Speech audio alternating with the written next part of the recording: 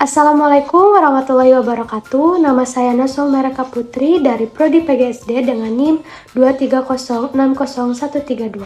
Di sini saya akan memberikan sedikit edukasi tentang penerapan konsep motivasi belajar dalam lingkungan sekolah maupun lingkungan keluarga.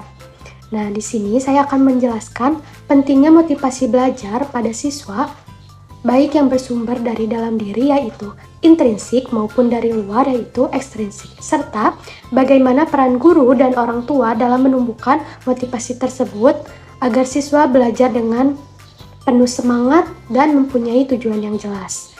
Nah, lalu tujuan dari video edukasi ini yang pertama, memberikan pemahaman kepada orang tua dan guru mengenai pentingnya motivasi belajar siswa. Yang kedua, menjelaskan penerapan teori motivasi belajar dalam kegiatan sehari-hari di sekolah maupun di rumah.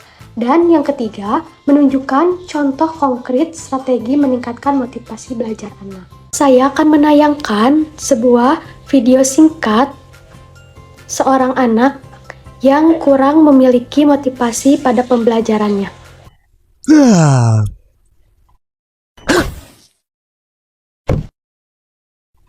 Jangan tidur. Iya pak, maaf. Mana PR kamu? Keluarin. Emang ada PR pak? Hehehe, nggak ngerjain pak. Sekarang kamu keluar, berdiri dan hormat di depan tiang bendera. Lain kali, kalau kamu nggak ngerjain PR, hukumannya akan lebih berat.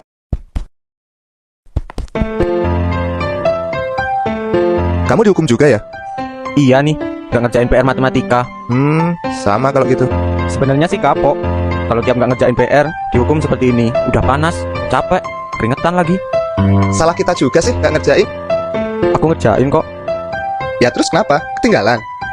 Nggak juga, udah aku bawa. Tapi temanku yang kemarin ngajarin aku buat PR malah kelupaan bawa. Terus kamu pinjemin PR kamu? Iya, dia lebih butuh daripada aku. Hebat, yang ngerjain beneran aja tetap dihukum. Apalagi aku yang kayak gini, males-malesan. Aku harus berubah, nggak boleh kayak gini terus. Pernahkah ayah, ibu, atau bapak ibu guru melihat anak sulit fokus dalam belajar, sering menunda tugas atau cepat menyerah? Bisa jadi masalahnya itu bukan pada kemampuannya, tetapi motivasi belajarnya yang menurun. Motivasi adalah kunci utama untuk siswa bersemangat dalam belajar. Lalu saya akan menjelaskan teori psikologi pendidikan. Yang pertama yaitu teori hierarki kebutuhan menurut Abraham Maslow 1943. Maslow berpendapat bahwa manusia termotivasi oleh kebutuhan yang tersusun secara hierarkis, dari yang paling dasar hingga tingkat tinggi. Dalam konteks pendidikan, teori ini menjelaskan bahwa siswa baru bisa belajar dengan optimal jika kebutuhan dasarnya terpenuhi terlebih dahulu. Nah, di sini saya menayangkan gambar tingkatan dari teori Abraham Maslow. Yang pertama itu ada aktualisasi diri, yaitu mengembangkan potensi dan mencapai cita-cita pribadi. Contohnya, pada tahap ini siswa belajar karena ingin tumbuh dan berprestasi, bukan hanya karena paksaan. Lalu, yang kedua ada penghargaan atau esteem, yaitu rasa percaya diri, pengakuan atas prestasi. Nah, contohnya yaitu pujian atau penghargaan akademik yang membuat siswa merasa berharga dan dihargai. Lalu yang ketiga ada cinta dan rasa memiliki, yaitu hubungan sosial yang diterima oleh teman dan guru. Contohnya dukungan sosial meningkatkan motivasi belajar. Lalu yang keempat ada keamanan, yaitu rasa aman, stabilitas, dan perlindungan dari bahaya. Nah, contohnya lingkungan sekolah yang harus nyaman dan bebas dari kekerasan. Dan yang terakhir ada fisiologis, yaitu kebutuhan dasar seperti makan, minum, istirahat, dan kesehatan. Contohnya, jika siswa lapar atau lelah, fokus belajar akan menurun.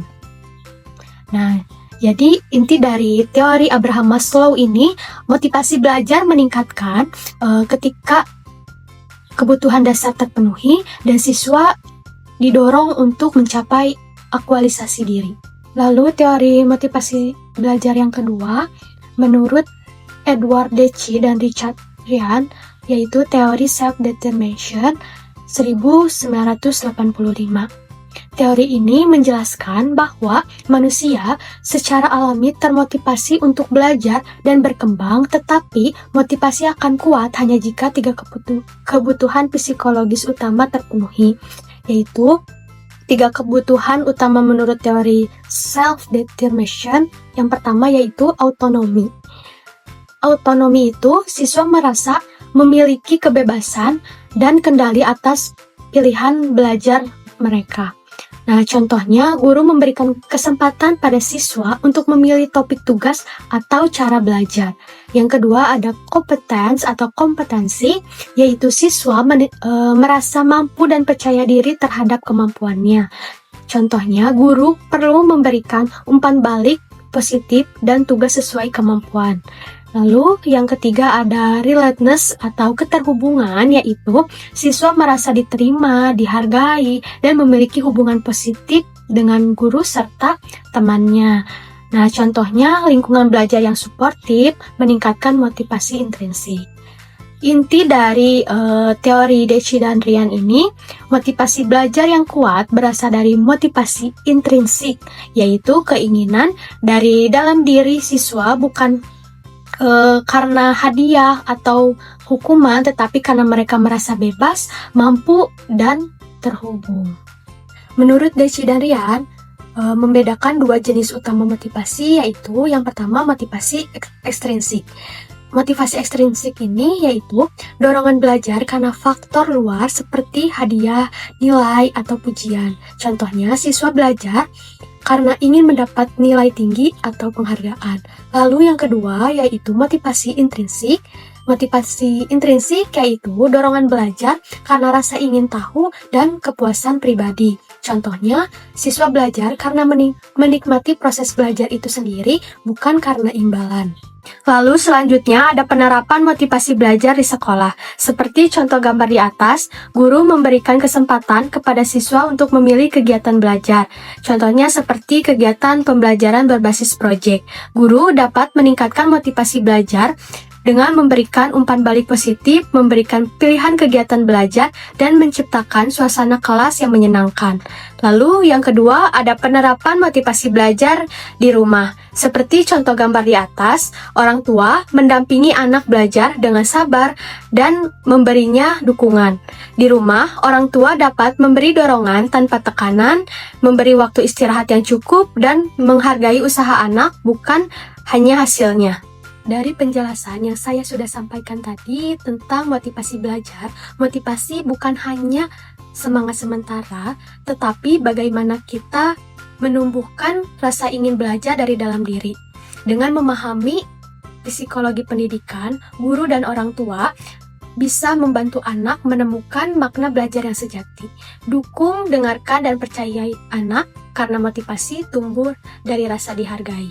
Mungkin cukup sekian yang dapat saya sampaikan. Mohon maaf apabila ada salah-salah kata ataupun ada kekurangan. Semoga bermanfaat bagi semuanya. Wassalamualaikum warahmatullahi wabarakatuh.